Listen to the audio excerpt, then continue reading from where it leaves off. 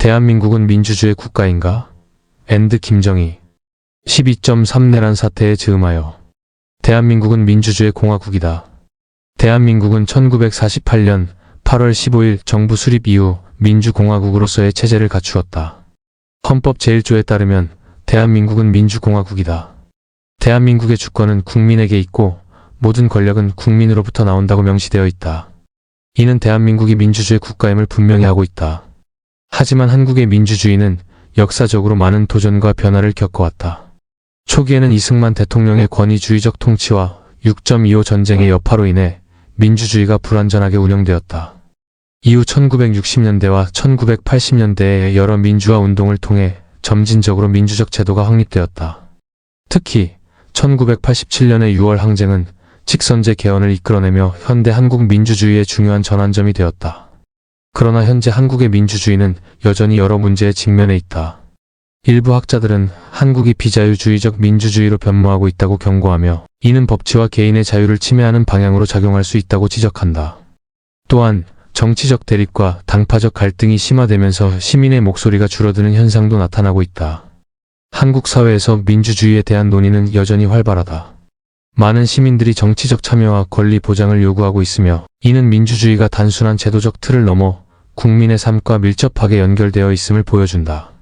민주주의를 거스르는 반민주적 사건들은 무엇인가? 5.18 광주민주화운동 1980년 5월 18일부터 27일까지 광주에서 발생한 시민들의 저항운동으로 전두환 신군부의 군사적 진압에 의해 많은 인명피해가 발생했습니다. 이 사건은 당시 군부 정권이 민주적 요구를 무시하고 폭력적으로 진압한 사례로 반민주적인 행위로 평가됩니다. 부마민주항쟁 1979년 10월 부산과 마산에서 일어난 반정부 시위로 유신체제에 대한 저항이었습니다. 정부는 이를 강경하게 진압하기 위해 비상계엄을 선포했으며 이는 권력의 남용과 정치적 억압을 보여주는 사례로 간주됩니다. 반독재 민주구국 선언 사건 1972년 서울대학교에서 시작된 반유신 시위로 정부는 이를 강력히 탄압했습니다. 이 시위는 민주주의 회복을 위한 중요한 전환점으로 여겨지지만 정부의 폭력적인 진압은 명백한 반민주적인 행위로 평가됩니다. 최근에는 윤석열 대통령의 비상계엄 선포가 큰 논란을 일으켰습니다. 2024년 12월 3일 윤 대통령은 북한의 위협을 이유로 비상계엄을 선포했으며 이는 모든 정치 활동을 중단하고 언론에 대한 통제를 명령하는 내용을 포함하고 있습니다. 이 조치는 국내외에서 민주주의의 근본적인 원칙과 시민의 권리에 대한 심각한 도전으로 인식되고 있습니다. 이 사건에 대해 해외 한인 과학자들은 윤 대통령의 탄핵과 처벌을 요구하는 시국선 언문을 발표하며 계엄령이 민주주의를 위협하는 반헌법적 조치라고 주장했습니다. 또한 지방의회에서도 계엄령에 대한 강력한 반발이 있었으며 더불어민주당 소속 의원들은 계엄 포고령이 민주주의를 위협한다고 성토했습니다. 언제부터 우리는 국난 극복이 취미인 민족이 되었나? 한국의 국난 극복 역사는 임진왜란 1592-1598과 병자호란 1636 같은 외세의 침략에 대한 저항에서 시작됩니다. 이러한 사건들은 한국인들에게 외부의 위협에 맞서 싸우고 극복해온 경험을 제공합니다.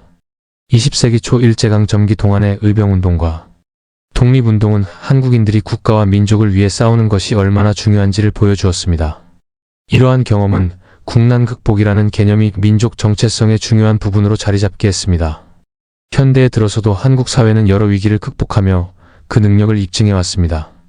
예를 들어 한국 전쟁 1950-1953 이후의 재건 과정이나 IMF 경제위기 그리고 최근의 코로나19 팬데믹 동안 한국 사회는 빠른 대응과 협력으로 주목받았습니다. 이러한 경험들은 한국인의 위기 대처 능력을 더욱 강화하는 계기가 되었습니다. 문화적 요소로는 공동체 의식이 강하게 작용합니다.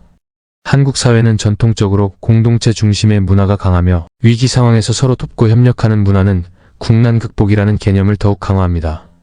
또한 한국의 교육 시스템은 역사 교육에 중점을 두고 있으며 이는 학생들에게 과거의 고난과 극복 사례를 통해 강한 민족 정체성을 심어줍니다. 386세대의 비판과 변질 386세대는 주로 1960년대에 태어나 1980년대에 대학을 다닌 세대를 지칭하는 용어로 이들은 민주화 운동과 관련된 중요한 역사적 경험을 공유하고 있습니다. 이 세대는 30대, 80년대 학번, 60년대 생이라는 의미를 가지고 있으며 정치적, 사회적 맥락에서 큰 영향을 미쳤습니다. 1980년대는 한국에서 민주화 운동이 활발히 일어난 시기로 이 시기에 대학생들이 중심이 되어 군부 독재에 저항했습니다. 이러한 경험은 386세대가 정치권에 진입하는 데 중요한 기반이 되었습니다.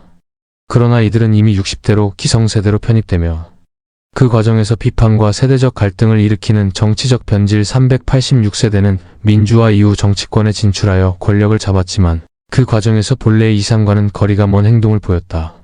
이들은 권력을 유지하기 위해 정치적 타협을 하거나 과거의 투쟁 정신을 잃어버린 채 기득권을 강화하는 방향으로 나아갔다.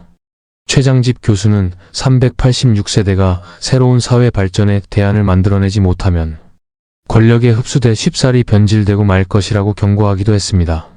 사회적 비판 386세대는 자신들이 이룬 민주주의를 즐기기보다는 권력을 쥐고 있는 세대로 전락했다는 비판을 받고 있다. 이들은 과거의 투쟁 경험을 바탕으로 한 자부심이 변질되어 우쭐함으로 이어졌고 이는 젊은 세대와의 갈등을 초래하고 있다. 세대 간 갈등. 현재 젊은 세대는 386세대를 향해 분노를 표출하고 있으며 이는 경제적 불평등과 기회 부족에서 비롯된 것이다. 젊은 세대는 왜 세상이 이 모양이냐고 묻고 있으며 이는 기성세대가 자신들의 기회를 빼앗았다고 느끼기 때문이다. 정체성의 희석. 386세대는 이제 더 이상 단일한 정체성을 갖지 못하고 있으며 내부에서도 다양한 의견과 갈등이 존재한다. 이들은 뉴라이트와 뉴레프트로 분화되며 각각 다른 정치적 입장을 취하고 있다. X세대의 정치적 참여와 비판. X세대는 1970년대에 태어난 세대로 한국 사회에서 중요한 정치적 역할을 하고 있습니다. 이들은 1990년대 민주화 운동을 경험하며 성장했으며 현재는 40대 중반에 해당합니다. X세대의 정치적 참여는 여러 측면에서 두드러지며 그들의 진보적 성향은 특히 주목받고 있습니다. 정치적 참여 양상. X세대는 과거 586세대 386세대의 후속 세대와 비교하여 더 진보적인 성향을 보이고 있습니다. 이들은 민주화 이후의 세대로서 권위주의적 체제에서 벗어나 개인의 자유와 권리를 중시하는 경향이 강합니다. 특히 X세대는 정부 정책에 대한 비판적인 시각을 가지고 있으며 이는 그들이 겪은 사회적 경험과 밀접한 관련이 있습니다. 비판과 도전. 그러나 X세대는 정치권에서 여전히 기득권 세력으로 인식되고 있으며 이로 인해 비판을 받고 있습니다. 일부에서는 이들이 과거의 민주화 운동을 통해 얻은 권력을 유지하려 하며 새로운 세대에게 기회를 제공하지 않는다고 지적합니다. 이러한 비판은 특히 젊은 세대와의 갈등으로 이어지고 있으며 X세대가 정치적 변화를 이끌어내지 못하고 있다는 우려를 낳고 있습니다. 사회적 역할. X세대는 현재 한국 사회에서 중요한 중간 세대로 자리 잡고 있으며 그들의 정치적 참여는 향후 정치 환경에 큰 영향을 미칠 것으로 예상됩니다. 이들은 경제적 불평등과 사회적 불공정 문제를 해결하기 위해 노력해야 하며 이를 통해 다음 세대를 위한 더 나은 사회를 만들기 위한 책임이 있다고 할 수 있습니다. 2030의 시위 문화. 최근 20-30대의 시위 문화는 K-팝과 아이돌, 응원봉을 중심으로 한 새로운 양상을 보이고 있습니다. 2030 분노 담은 K-팝과 응원봉. 2024년 12월 8일 윤석열 대통령 퇴진을 요구하는 집회에서 100만 명이 넘는 인원이 참여했습니다. 과거의 전통적인 시위와는 달리 K-팝 음악과의 아이돌 응원봉이 주요 요소로 자리 잡았습니다. 특히 젊은 세대가 즐겁고 개성 있게 자신의 목소리를 내며 참여한 모습이 인상적이었습니다. 외신들은 이 집회를 축제 같은 분위기로 묘사하며 젊은 세대가 시위를 더 가볍고 즐거운 경험으로 만들고 있다는 점을 강조했습니다.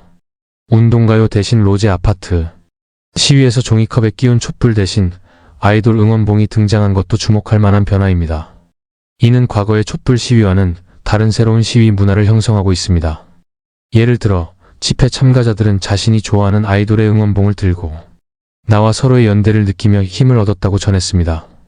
지지하는 정당이 다르고 민주노총을 응원하거나 정의당을 응원하지도 않고 정치적 어떤 집단에도 소속되어 있지는 않지만 온전하게 자신의 뜻을 관철하는 젊은이들입니다.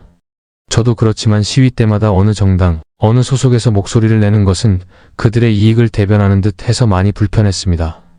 현실적으로 정치를 잘하고 민생을 안정시키고 나라를 부강하게 투명하게 경영하는 것은 모든 국민들의 똑같은 바람이지 특정 정당을 지지하거나 이익 집단의 이익을 대변하기 위해서 시위에 나서는 것은 아니기 때문입니다.